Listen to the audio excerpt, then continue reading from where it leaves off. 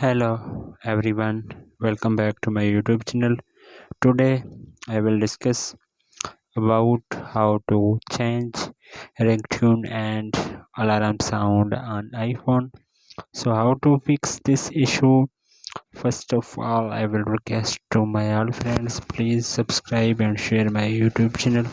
Press the bell icon for more latest videos so do not miss any steps.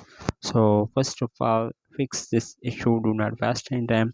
So you have changed ringtone on iPhone, so you have open the setting and scroll up, then you have click on sound and haptics, then you have click on ringtone, and then you have fix this option. So you have change from here, so you have selection from here, so you want from here.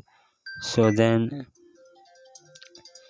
any ringtones are available, so you have fix from here, and then ringtone fix, then go back from here, so fix alarm sound. So you have open the clock app, and then you have alarms, then you have click on plus icon, then you have see here, so you have sound, then you have click sound, then uh, see the sound options. So you have on your screen, then you have select from here, you want any sounds from here, so you have change alarm sound from here and fix, and then you have back from here, and then you have save, and he is save on your iPhone.